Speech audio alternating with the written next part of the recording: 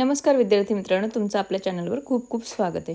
तर आज आपण इयत्ता 6वीचं जे काही नवीन सिलेबस आहे, नवीन अभ्यासक्रम आहे, त्यावर आधारित 3.1 द वर्ल्ड ऑफ जॉमेट्री ह्या पोयमचे वर्ड मिनिंग्स म्हणजे जे जे काही कठीण शब्द आहेत त्याचे मराठीतून अर्थ मी ह्या व्हिडिओमध्ये दिलेले।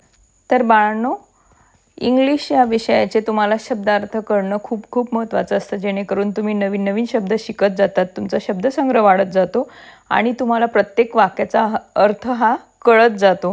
तर या पोयममधले जे काही कठीण शब्द आहेत त्यांच्या मराठीतून अर्थ मी या व्हिडिओमध्ये तुम्हाला दिलेले आहेत। तर पाहूयात आपण त्या व्हिडिओमध्ये कोणकोणते असे वर्ड मिनिंग्स आपल्याला इथं आलेले आहेत। पॉइंट, पॉइंट म्हणजे बिंदू, लाईन रेषा, अँगल कोन, साइड्स बाजू, पेंटॅगॉन म्हणजे पंचकोन 5 बाजू असलेली आकृती, हेक्झॅगॉन म्हणजे षटकोन 6 बाजू असलेली आकृती, ऑक्टॅगॉन म्हणजे अष्टकोन 8 बाजू असलेली आकृती, नोनॅगॉन म्हणजे नवकोन 9 बाजू असलेली आकृती, डेकॅगॉन म्हणजे दशकोन 10 बाजू असलेली आकृती।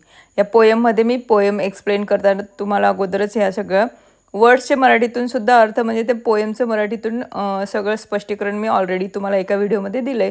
तुम्ही अजूनपर्यंत ती व्हिडिओ पाहिली नसेल तर माझ्या चॅनलवर जाऊन नक्कीच ती पहा। सिमेट्री म्हणजे सममिती, म्हणजे ज्याचे आपण समसमान 2 भाग करू शकू अशी आकृती। समरूपता, ओके। शेप आकार, आकृती।